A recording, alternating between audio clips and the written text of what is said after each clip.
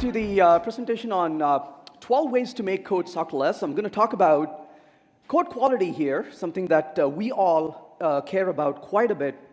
Some of the things that I'm going to talk about here, you're familiar with, but hopefully it would give you a new set of tools to go back and reinforce the quality that's much needed.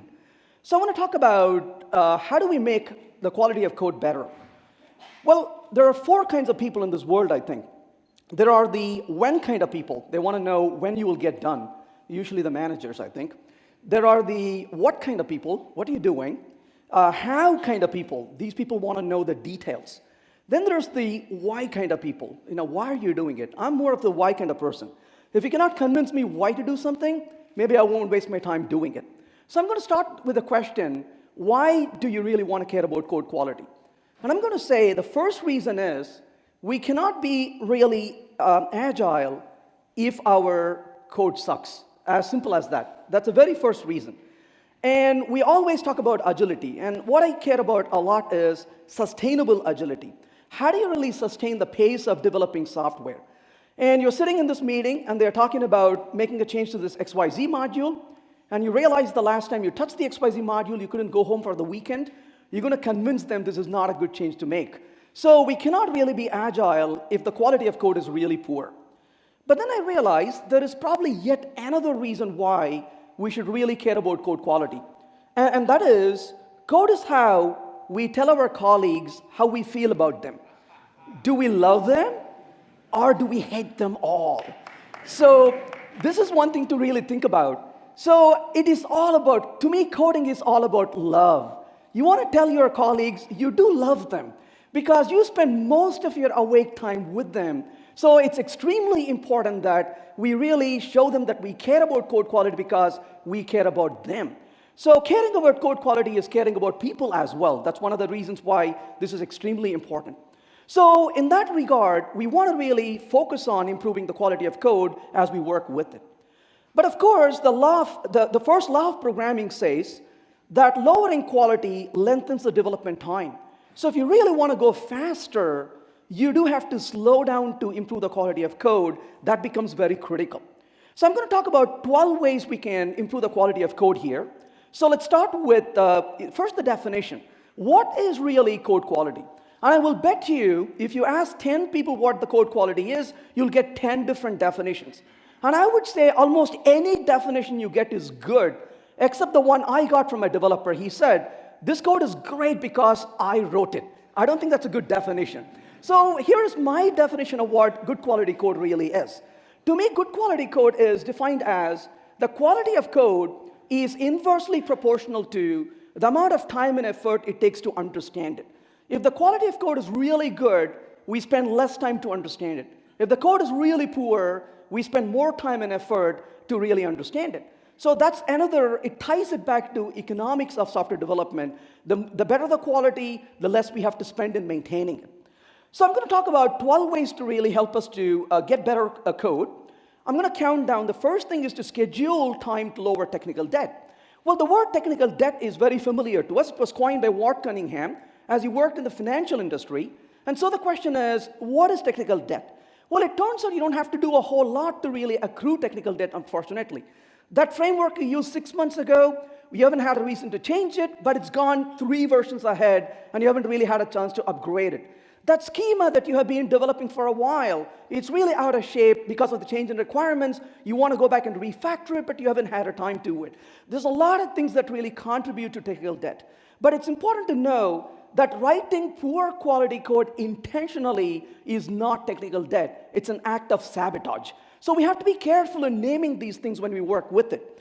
But when it comes to this, on projects we often schedule time for various things. For example, we schedule time for meetings. We schedule time for development, of course. We schedule time for vacation and sick time and so on.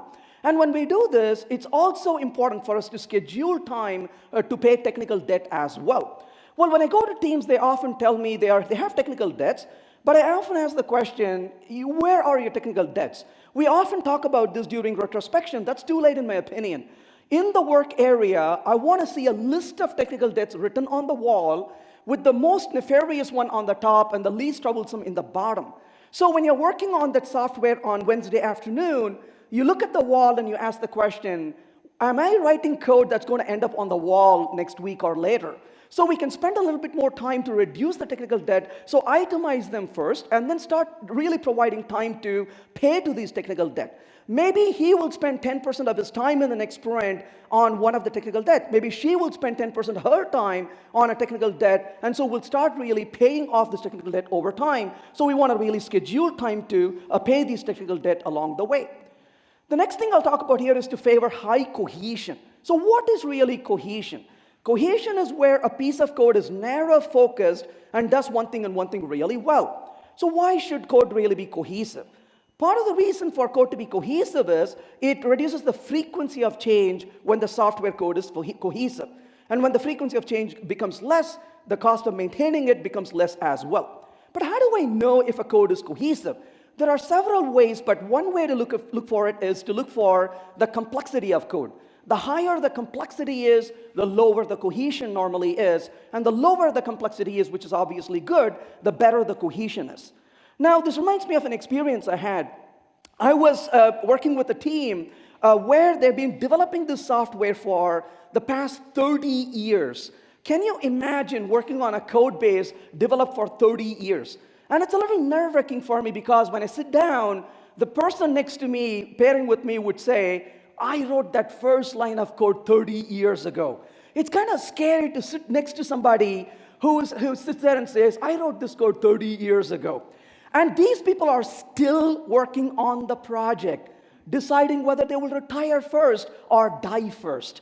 And this is just amazing.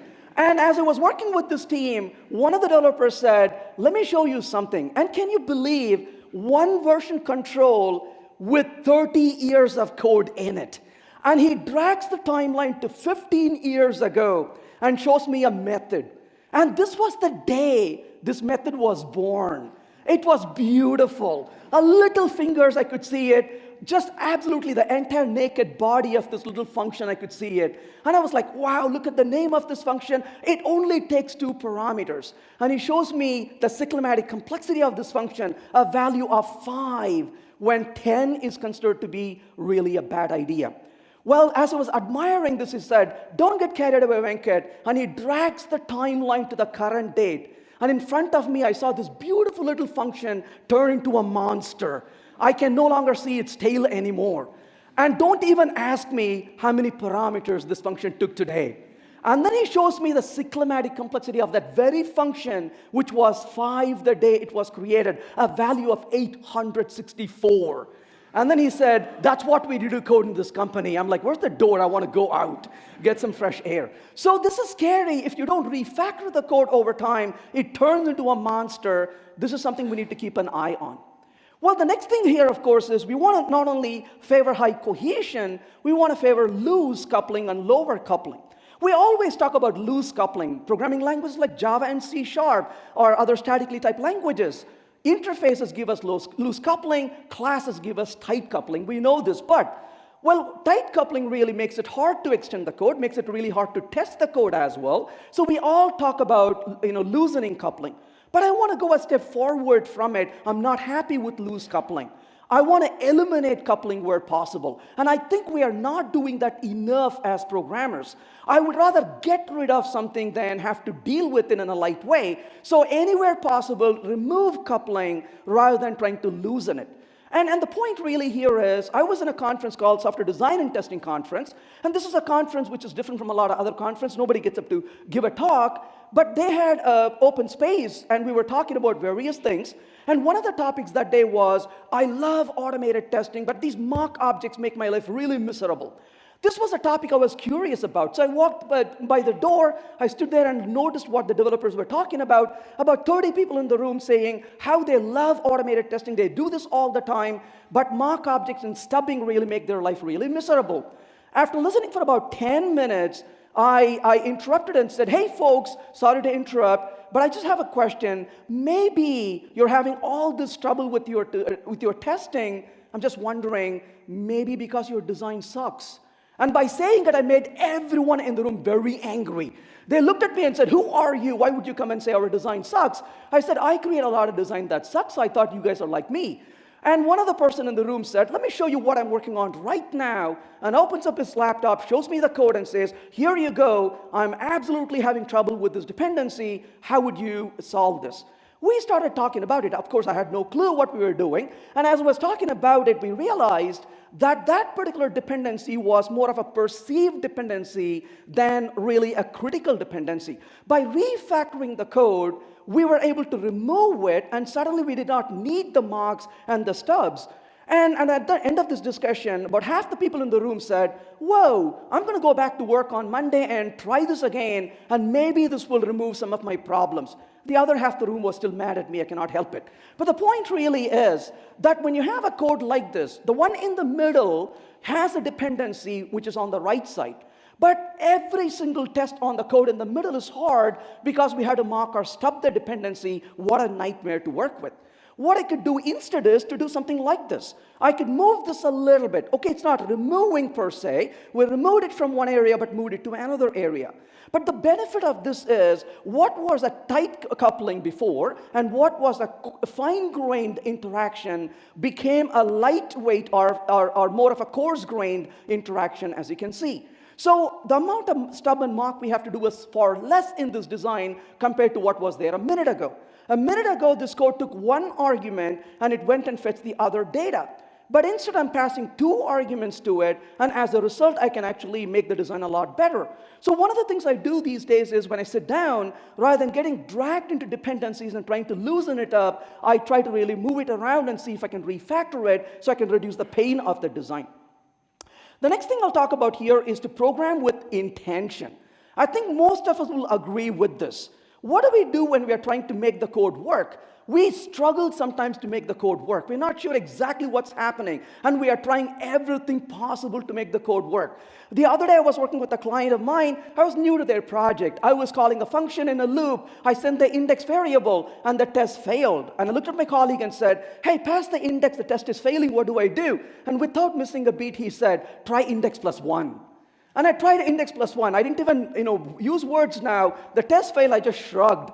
He said, try index minus 1. I'm like, are you serious now? And he said, maybe we should understand what the code is doing. What a great idea. So this is not called programming with intention. It's called programming in desperation, right? You're trying to get something to work.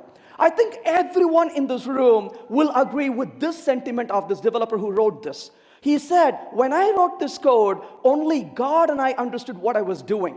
Now God only knows. This is so true, isn't it, for what we do? Because every single day you look at a piece of code, even the code you had written, you have no clue what the code is doing. And it's very frustrating when you have to deal with code like this. So in this regard, I'm really a big fan of the so-called 4 rules of simple design by Ken Beck. Ken Beck talks about 4 rules to make the design really simple. The first rule he talks about is the code passes all the tests. There's an implicit assumption there. There are tests to pass.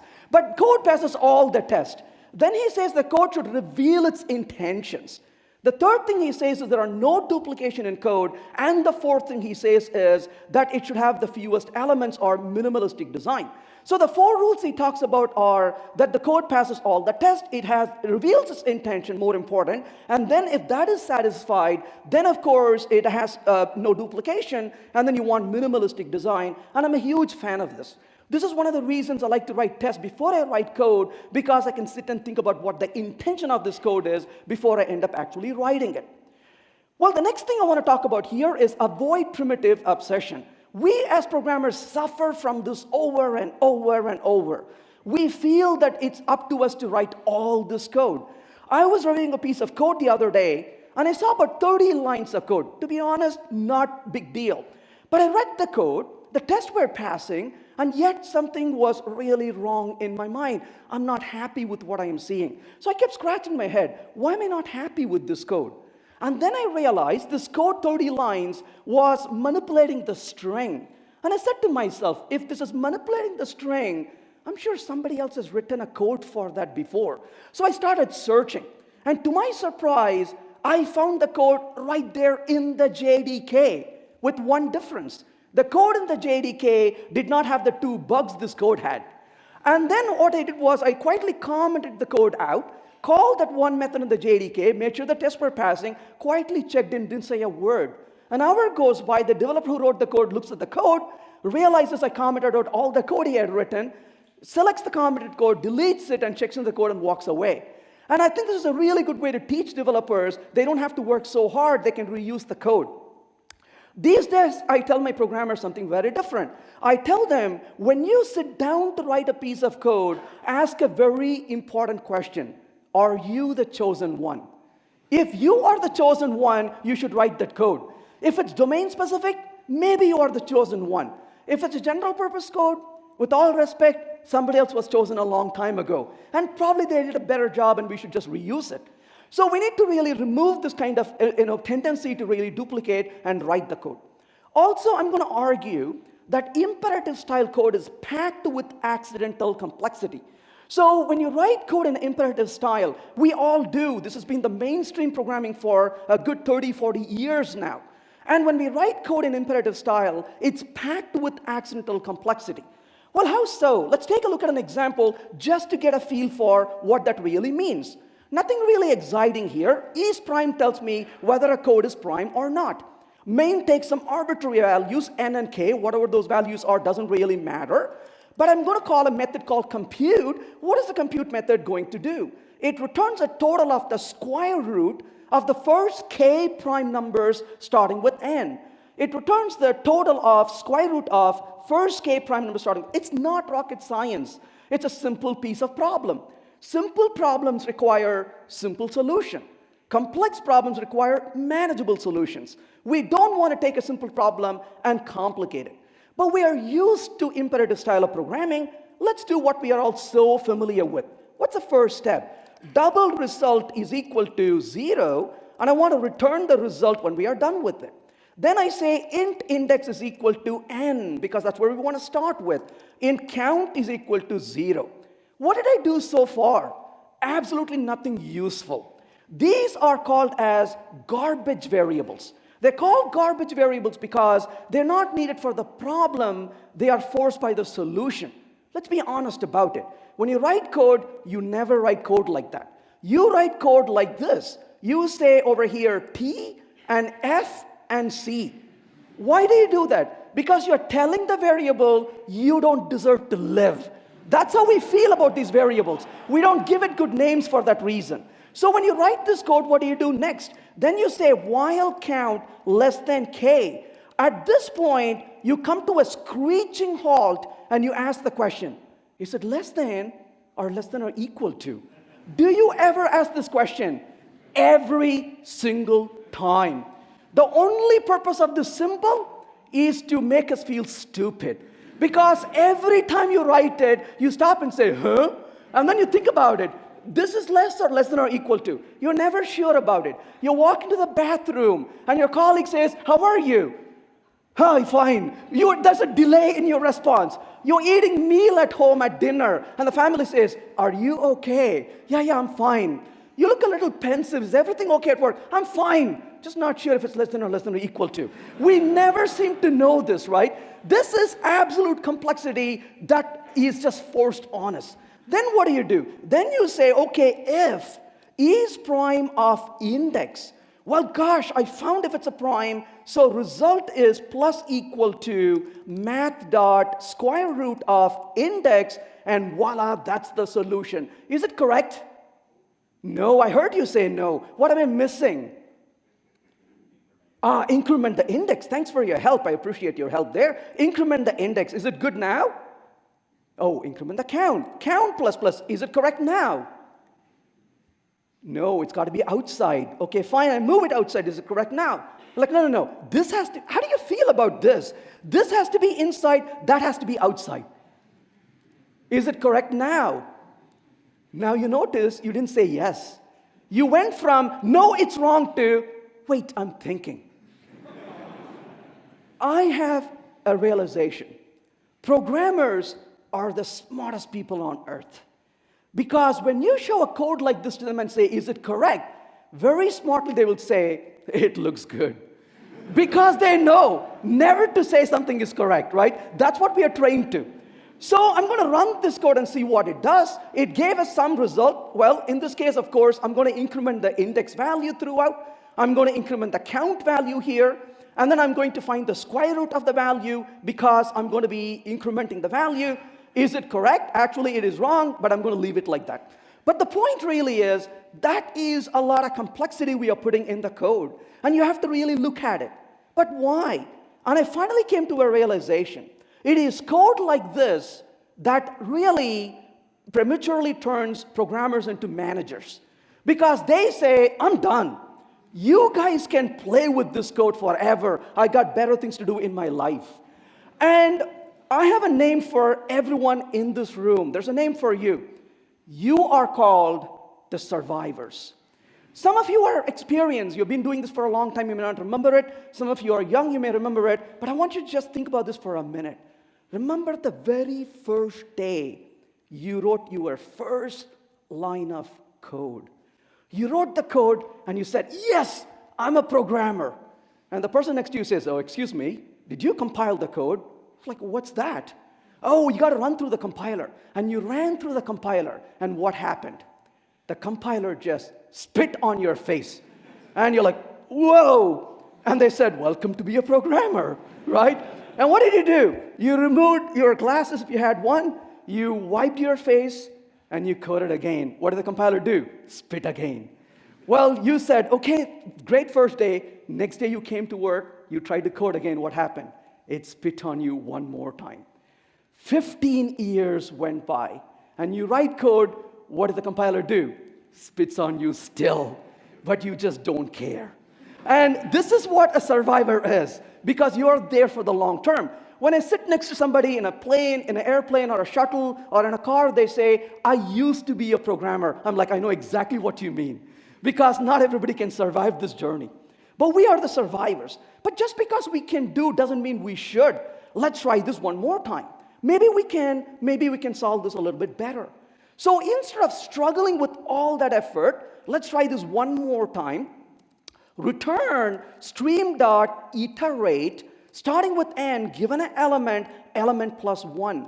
Just stare at that for a minute. What in the world is that? Well, that's an infinite stream. Oh my gosh. What does an infinite stream do? Starts with n plus 1, n plus 2, n plus 3, n plus 4, n plus 5, n plus 6. Keeps on going.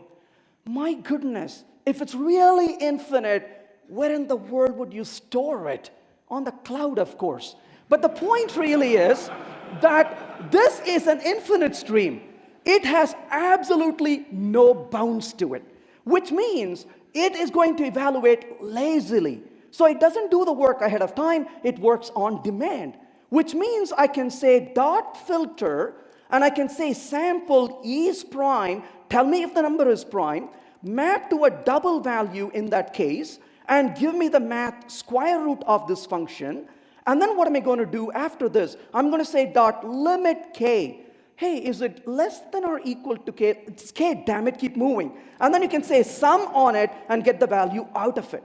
Notice how this actually gave a different result, but also a correct one. But what did we do in this code? We are saying, given a stream of numbers starting with n, get me all the prime numbers starting with n, get me the square root of all the prime numbers starting with n, get me only k of them, and then return a sum of it. Well, if you're looking at the code in the top, and you're staring at the code in the top, a business analyst comes to you and says, hey, what are you doing? And your answer when you look at the code in the top is, that's what I'm trying to figure out, you shut up. That's how we feel about it. But on the other hand, when you look at the code in the bottom, the code begins to read like the problem statement. You can actually talk about it to them. Hey, given all the numbers starting with n, I'm getting only the prime numbers, I'm getting the square root of them, but only k of them, and totaling it, can we go to lunch now?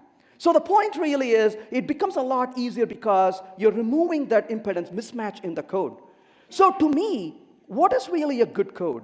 A good code reads like a story, not like a puzzle. So when you look at a piece of code, it reads like a story. But oftentimes, we create puzzles. And what happens when you create a puzzle? Nobody has a clue what the code is doing. They're scratching their head. And sometimes they figure out in a few minutes, sometimes in a few days, sometimes in a few weeks. occasionally in a few months. You're sitting and working quietly at your desk.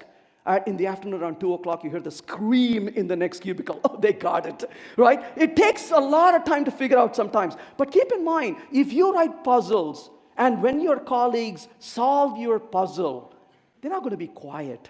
They're going to return the favor to you by creating their own puzzles for you. In the meantime, we got production code to release. That's not going to help us at all. So I want the code to become really obvious, really transparent. That is very important.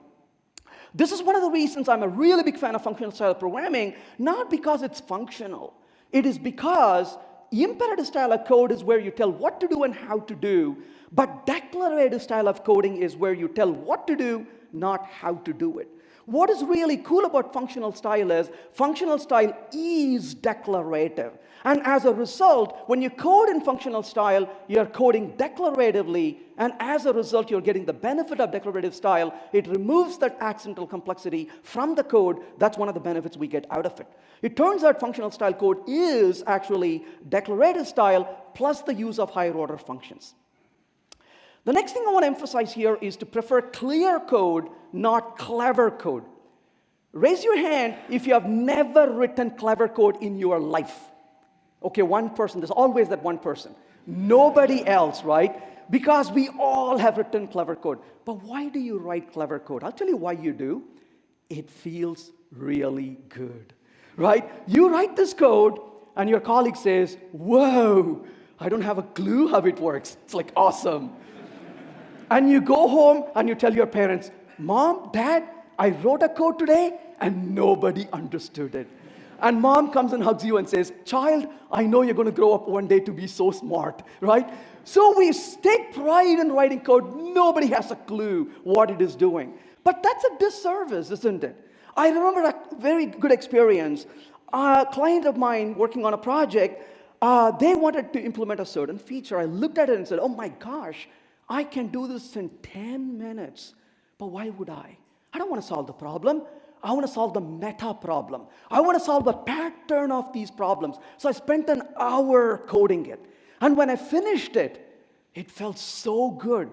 Because not only I solved the problem they will think today, but I solved the problems they will think in the future. How cool that is.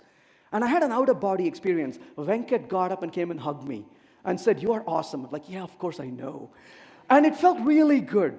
And about 3 weeks went by. On the mailing list, I saw somebody saying something absolutely catastrophic has happened in production. I looked at it and immediately responded saying, I'm on it, I'm fixing it, I'll take care of it. And they replied back saying, oh yeah, we know you'll take care of it because you're really good. I said, no, I'm going to take care of it not because I'm good. I'm going to take care of it because I'm the one who caused the mess. And the brilliant solution I had implemented completely backfired in ways I never thought about it. So what was the solution? I quietly removed the code I put in and put the 10-minute solution. Never heard back from them about the problem ever again. And I learned that lesson the hard way, and a few other times as well. And then I realized these days, when I write a piece of code, my little brain says, oh, that is clever, Venkat. Delete. I immediately delete it, and I start over. I want clear code, not clever code. A beautiful quote by Abelson and Sussman. Programs must be written for people to read and only incidentally for machines to execute. This is so true, isn't it? We write code once, but we write it a million times. We read it, we refactor it, we maintain it. So it's important for us to make it really easier to understand. But I've got also a theory about it. I'm going to say 10% of the time, we write ugly code for performance reasons. The other 90% of the time, we write ugly code just to be consistent. And we do this a lot. The other day, a developer came to me and said, I'm really frustrated about these people writing such a bad Python code. And when I asked them why they write code like this, they said, for performance. Tell me, Venkat, is it really true, he said. I said, I can't answer that question, but let me ask you the question. Does it have a good performance? He said, that's what I'm saying, it doesn't. And so the point really is, those who sacrifice quality to get performance may end up getting neither. And this happens quite a bit. We look at the code, it's horrible to maintain, and you cannot improve the performance when it doesn't have one, but it was written that way to get performance, which it doesn't have. So a beautiful quote by Tony Hoare, he says, there are two ways of constructing a software design. One way is to make it so simple, there are no obvious deficiencies, and the other is to make it so complicated There are no obvious deficiencies. And we do this a lot. We don't even know what's broken in a piece of code, and that becomes really hard for us to maintain. This is really an odd one. It's a bit of a surprise, but I call this applying the Zinsser's principle on writing. This is actually from a book on writing English. This is not a programming book, but this is a book that was written 30 years ago by this wonderful person, Mr. William Zinsser. Recently passed away, unfortunately, but he left something really good for the world. And this is a book that talks about how to write English. It's a book that talks about how to write nonfiction. Now, just to set the context, I started speaking English when I was about, I'm going to say, 18 to 19 years of age. And it was a struggle. When I was 20 years of age, I could not say an English sentence. I could not speak an English sentence. But I really got excited. I really wanted to speak in English. I was trying really hard. And then I got excited about writing books. The very first book I wrote, the people who had to read it, those people who are called editors, I call them victims. They had to read through my first writing. And one of those persons came to me and said, "Is this your last book?" I said, no, this is my first book. And they said, oh, we're in trouble then. And actually, this book was gifted to me by one of the editors and said, "Please don't write another book unless you read this book." So I started reading this book. And this was an eye-opener for me, how to write English. But honestly, more than writing English, I learned about writing code from this book, even though this book is on English. And Zinsser talks about 4 principles for writing well. And he's talking about writing English, writing about nonfiction, writing technical articles and such. But as I was reading it here, I realized what he says about English is true for what I think about code, because we use the languages, natural versus programming language, for a good reason, to communicate after all. And the first principle he talks about is simplicity. He says that what you write has to be simple. Isn't that what we say in programming? Code has to be simple, code has to be simple, code has to be simple. We say this. The second thing he talks about is clarity. If what you're writing is not clear, nobody would understand what you're writing. Isn't that what we struggle with every day? You're reading a code, and the programmer changes a state here, calls an event over here, changes something else here, and you're like, what are you trying to do here? And we're not having a flow in the code. It's very confusing. There's no clarity. The third thing he talks about is brevity. He says shorter sentences better than longer sentences, shorter paragraphs better than longer paragraphs, shorter chapters better than longer chapters.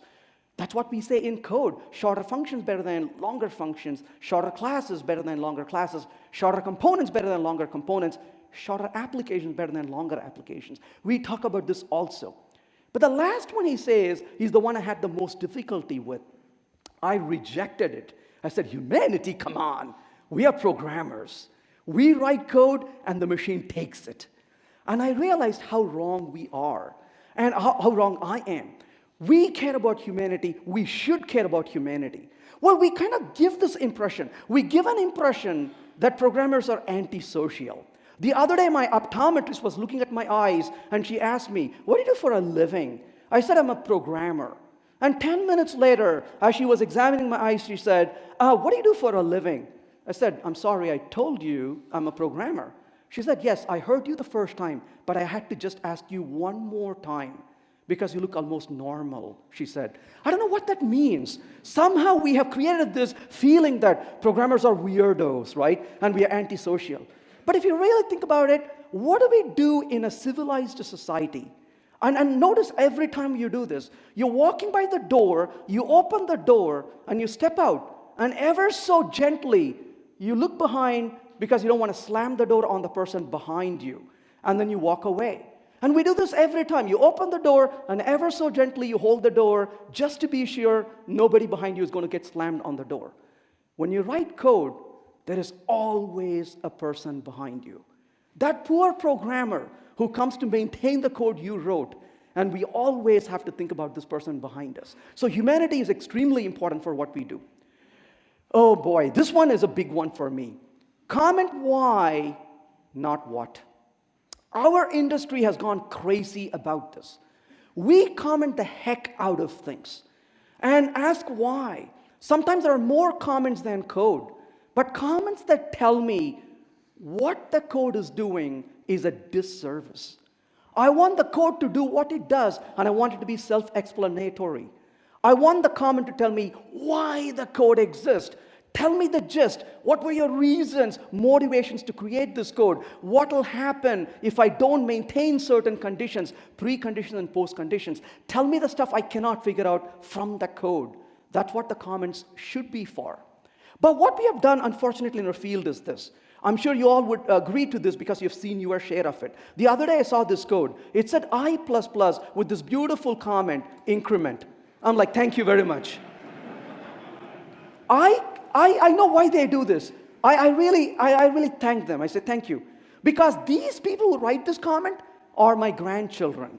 Because they say, oh, Venkat, you're getting older. Your eyesight is not good as when you were young. You cannot see anymore. And I'm going to help you here. Grandpa Venkat, this is an increment. Thank you, grandchild. I know what you're doing. Or the other day I saw this one. And it said, shift over here. It's like, excellent. Thank you for clarifying that. But why are we shifting? What's the purpose of it? Tell me why. Why are we doing this?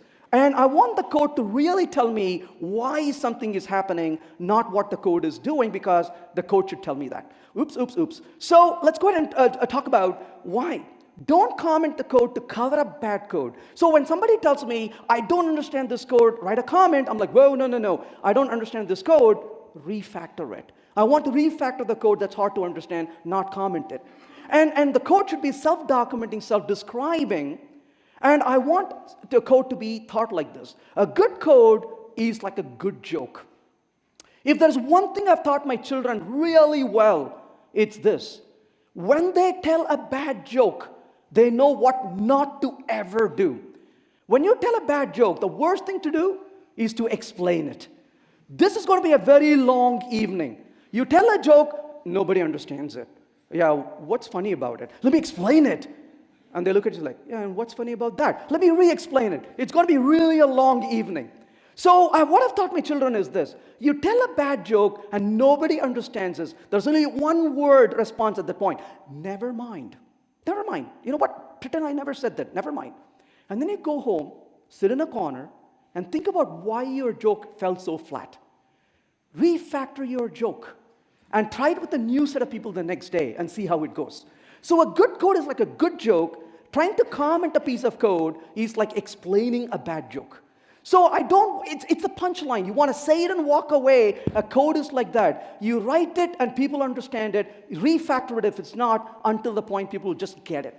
No need to really waste the time commenting what the code is doing. But unfortunately, the world has gone in a wrong direction. And I see this in a lot of different places. The other day, I wanted to go speak in a conference. And right before the conference, I wanted to go take a shower, which is a good idea. So I jumped into the shower. And I got so angry when I got into the shower. And today, you don't shower if you're angry. You tweet about it. And what I saw was this that made me so angry. I got into the shower. I was intellectually insulted. Because I looked at you damn guys. And I got out of the shower, took my phone, took a photo of it, and I tweeted it. And this is what my tweet said. Those who cannot design are condemned to document. Why can't you design a shower? I can just get in and use it. Instead, they're like, pull to turn on. It's like, really? This has gone overboard. The other day I was having cold. My wife gave me tablets. I should have just taken it. But instead, I turned it, flipped it, and started reading the label. I shouldn't have done it. And the label said, take 2 tablets by mouth. I'm like, what other options do I have right now for this particular tablet? The point really is, we don't need to document the heck out of everything. I think it's the lawyers who get involved in it, right? And they want to make it very clear. What if you put it in your nose instead of mouth? They don't want to be liable for it. But the point really is that you look at a piece of code, order 3. Oh, what is 3? Oh, large coffee. Why can't just be self-documenting? Why do we need a magic number in there? Could we use an enum maybe to think about it? So document code using well-chosen meaningful names. Use comments to describe its purpose and constraints. Don't use comment as a substitute for good code. Avoid long methods. Let me ask you this question. How many of you think, except that one person, how many of you think long methods are a good idea. Raise your hand if you think. Not a single person. Even he doesn't agree anymore, right? Okay. Let me ask you a completely different question. How many of you see long methods at work? Yeah, that's called cognitive dissonance, isn't it? We all know not to do, and yet we see it. I've got a good news and a bad news. Good news first. You didn't do it. You just told me you don't believe in writing long methods. You didn't do it. But now is the bad news. The people who believe long methods are a good idea are at work today, making those methods longer as we speak. So how do you convince people long methods are a bad idea? I was speaking at DevOps Belgium a few years ago. DevOps Belgium is a huge conference, 800 people in front of me in this auditorium. I can see really well because of the lights on my face. I shouldn't have asked the question, but I did. What's the longest method you have seen? And right from the middle of the room came a voice, 40,000! I'm like, what? In your entire class? No, one method. I said, where do you work? In hell? I finished my talk. I was putting my stuff away. This gentleman comes over and says, hey, Venkat, I am the one who said 40,000. He was not kidding. I can see in his eyes. I said, oh my gosh, really? He said, it's worse than I told you. I said, how could it be any worse? He said, I didn't know this when I joined the company, but I was hired full-time to refactor that one method. I am like, I asked him, I didn't know such a job even exists in this world. What's your title, by the way? Director of Sucky Code? A full year goes by, same conference, same room. I'm putting together my computer to give a talk, and a gentleman walks over and says, hey, Venkat. I said, hello. He said, do you remember me? I said, how could I ever forget you? He said, I don't know why this is happening, but ever since I got up this morning, I've got this brotherly love towards you. I said, you know when? I'll be your brother today. I'll be your brother any day. What's happening? Will you listen to me? Absolutely, go for it. Well, I started refactoring this. It was a hard work, a full year. I'm proud to tell you, I'm now down to 30,000 lines. We both agreed one day we'll meet and celebrate when he has 0 lines in that code. The point is, this is catastrophic. But how long is the question to ask? Well, it turns out you cannot really put that number. If I say 1,000, oh yeah, most of us will agree it's long. 100, Java programmers are like, oh, this is divine, right? Ruby programmers are like, 100, are you crazy? 10, Ruby programmers are like, I love it. Clojure guys are like, are you serious now? 10. We cannot put 2 people in a room and agree what a long method is. The other day somebody said, oh, I'll tell you what. A method is not long if you can fit the entire method in a window, he said. And the minute he said, somebody said, what's your font size? There is no way to really answer this question. Well, it turns out the length of the method is not the length after all. It is actually the level of indentation, level of details, level of abstraction. So it turns out that we need to focus on the level of abstraction. That's what we care about. So what does it mean, level of abstraction? Think about it this way. Try this. Maybe you can try this exercise. When you go to work on Monday, don't speak a word. Just sit down and program. You know the person I'm talking about, right? The person who writes long methods. Comes to work and says, hey, how was your weekend? You could have said this way. Oh, the weekend was great. On Saturday, I went to the park. Sunday, I went to the movie. Don't say it like that. You say, oh, the weekend, let me tell you. At 7 o'clock on Saturday, I took the car, took it to the driveway, drove for about 3 kilometers, took a right turn, drove for about 4 kilometers, took a left turn, drove for about 4 kilometers. It was really, really slippery, but I drove for about 3 kilometers again. Can you believe it? They had a detour. I had to turn around, make a U-turn, come back all the way, and keep going like this for a while. And your colleague would say, excuse me, have you gone crazy? You say, no. I thought I will tell you how my weekend was, like the way you write code. The point really is, we don't speak to people like that. But what do? We give them knowledge chunks. Oh, on Saturday I went to the park, Sunday I went to the movie. Really? Which park did you go to? I don't care about the movie. Oh, the one by the main street. Of course, I've heard about it. Is that a family-friendly park? I took the entire family, we had a great time. That's awesome. What kind of activities do they have in the park? Notice how we are drilling into details one after the other. That's what programming really is. You start with the one level of abstraction, and in another method, the second level of detail, in another method, the third level of detail, and then we keep nailing it down. And if we do this, we get to what is called compose method pattern. And compose method pattern really says a method should be composed of instructions at a single level of abstraction. And that's exactly what SLAP says. SLAP really is not physical, single level of abstraction principle, and we want to do that. Naming variables. They say one of the most difficult things to do in our field is giving names to variables. Let me ask you the question. You have looked at this, right? You got variable names out of nowhere. K, W, Z, P, Q. And I'm like, what's next? I can never predict it. But honestly, will you do this? Will you name your child P? Child, what's your name? P? Huh, is that your initial? No, that's my full name. That only proves one thing. Both the parents are programmers. If only one parent is a programmer, what will happen? Sweetie, what do you want to name our child? I'm thinking of P. Are you crazy? Oh, never mind. Let's pick a really good name.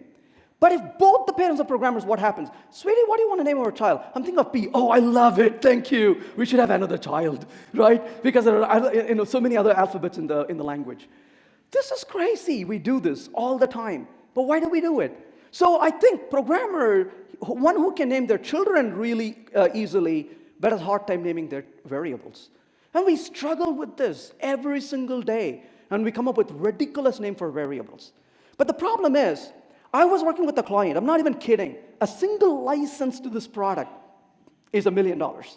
The people who work on this project are very highly educated professionals. And I was helping with them on the project, I was doing code reviews for them, and one of the developers I was pairing with brought a file, switched over to another one. I said, oh, excuse me, I just thought I saw something. Can you go back to that other file? He's like, sure. And he goes to the other file. I said, this is production code. Like, uh-huh. And it's been around for a while. Like, uh-huh. I said, do you mind if I take a photo of it?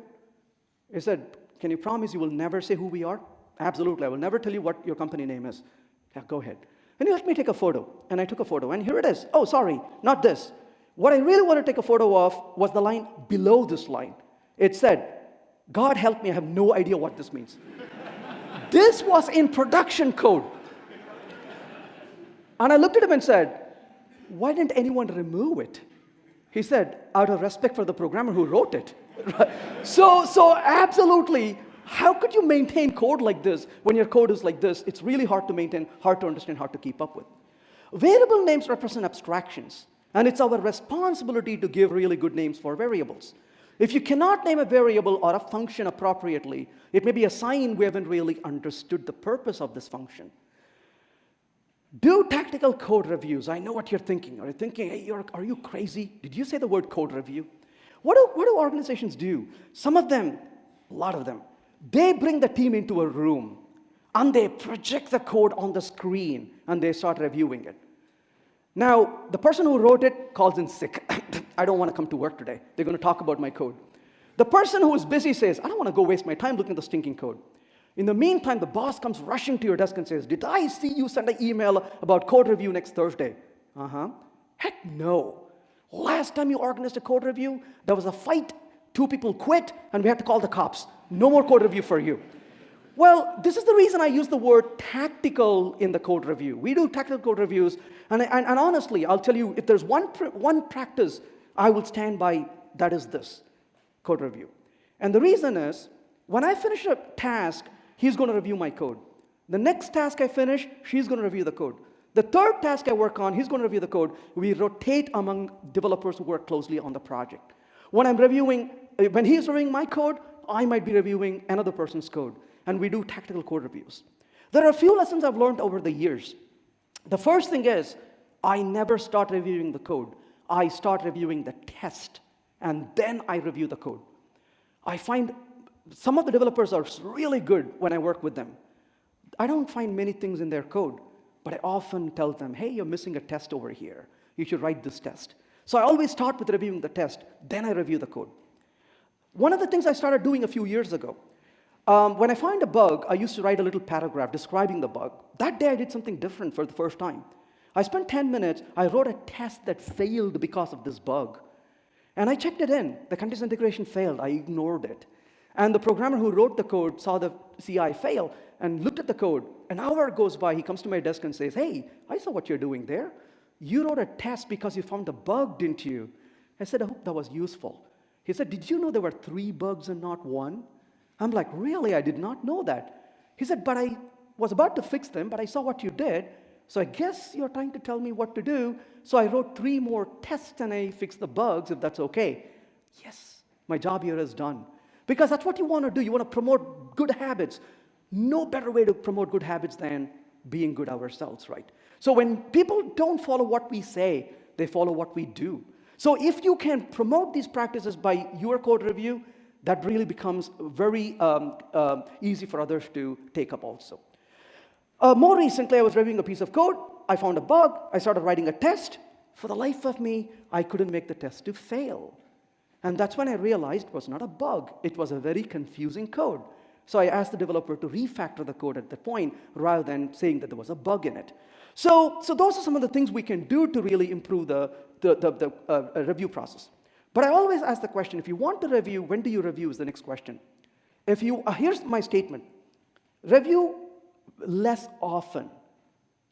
Ask people to review less often if you want their blessings. Ask them to review more often if you want their feedback. I always ask the question, do you want my blessing or do you want my feedback? My blessing is, you're awesome, keep going. Because you gave me so much code, I cannot review it all now. And if I review it now and say everything sucks, change it, you're going to get into fight with me. So I'll just give you my blessing. Awesome, keep going. You want my feedback? Take a small step. So you can change the direction where you're going from the feedback I provide. And that's exactly what I expect too. I expect you to provide the feedback on my code to tell me to go in a different direction if it makes sense. So I want to come back to you more frequently. The last thing I want to say here is reduce state and state mutation. If you ask me, hey, tell me one thing you do today different, Venkat, than you did 10 years ago. I've been writing code for about 35 years now. And when I started writing code, I wrote a lot of bad code. Today, I still write a lot of bad code. But except that I know when I'm writing bad code now than I did before. But today, I work on reducing state. As much as I can, I reduce state. Because the more state I implement, the harder it is to maintain. Maybe it's a functional style influence. When I work with objects, I still reduce state. When I program with developers, they start writing public class, private field. I'm like, whoa, why are you writing the field? Because I need it? Like, no. Let's write the behavior and then come back and write the code for it, state for it when it needs. I don't want the state to be self-serving. I want the behavior to demand a state, and then I drag it in, not otherwise. And I'm going to say a few things about state here. Well, first is think more typeless, aim for minimalism, fewer states, less mutability, just enough minimalistic code for the known relevant parts of the problem. It turns out messing with state is the root of many problems, both in software and in politics. We want to reduce that as much as we can. Mutability needs company. It often hangs around with bugs. The less the mutability, the better the code is in terms of fewer bugs for us to maintain as well. So we talked about 12 ways to make the code suck less. We talked about scheduling time to lower technical debt, favor high cohesion, favor loose coupling, program with intention, avoid primitive obsession, prefer clear code over clever code, apply Zinsser principle on writing, comment why and not what, avoid the long methods, use the single level of abstraction principle, use meaningful variable names as much as you can, and do tactical code reviews and reduce state and state mutation. But I'll leave with you one thought to finish this. We are always under time pressure. We always want to write code faster. We want to go faster, faster, faster, and we are trying to really go faster. But I want to ask the question, where are we going to go that fast? And here's my realization over time, is that when we write code, if we write better quality code, we actually need less time in the future. If we write poor quality code now, we're going to take more time in the future. So I'm going to say the first step in becoming a better programmer is to let go of the conviction that we can code it once and get it right on the first write. So we never write software once. We always write it and rewrite it and refactor it. And we have to really give ourselves the opportunity to be able to develop the code like that, and that's our professional responsibility as we do it. I hope that was useful. Thank you.